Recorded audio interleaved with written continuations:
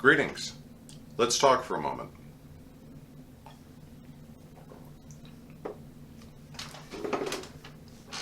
So, the end is near. We're almost past this epidemic, this pandemic that's set the SCA back on its heels for over a year now. We all want to get back to normal. We all want to get back to a time where we can hug our friends, we can shake hands, we can sit around a campfire. Believe me, I miss those things. I really do. But when we say back to the way things were, that's what I want to talk to you about. Understand, COVID is a terrible thing. At no point in time are you ever going to hear me say that it was good or beneficial, and I never even want to imply that the bad things that happened were somehow an acceptable price of some sort for the benefits I'm about to talk about. That is not the case. But there have been changes made during this COVID period that we don't want to undo. Now, this video perhaps is the best example of that. The society has seen a massive shift and growth in the digital sphere, social media.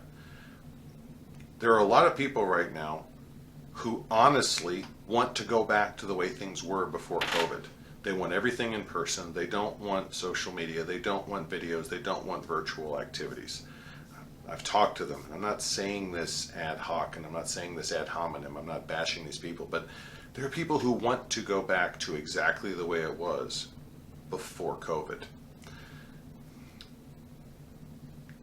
I don't want that. And I really think you probably don't too, but that's for you to decide. But what we have now, though, as a result of our hard efforts to adapt during a very trying time, we can now have collegium events with instructors from all 4 time zones in North America, all 4 time zones in the United States anyway, attend an event. I can attend one event in Atlanta on a Saturday and then attend another collegium on Sunday in West Kingdom. For example, I've done that. The digital sphere has allowed instructors and students, artisans, colleagues, friends separated by immeasurable distance to meet and socialize and teach and interact regularly.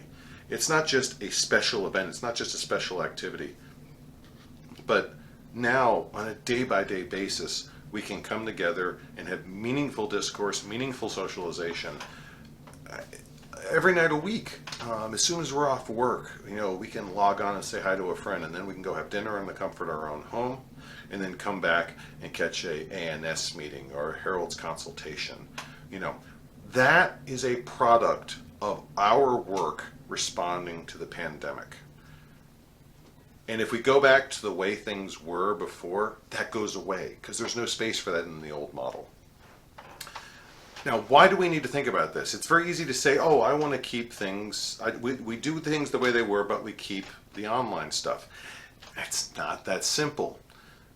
A lot of what happened before is actually being replaced by what's online.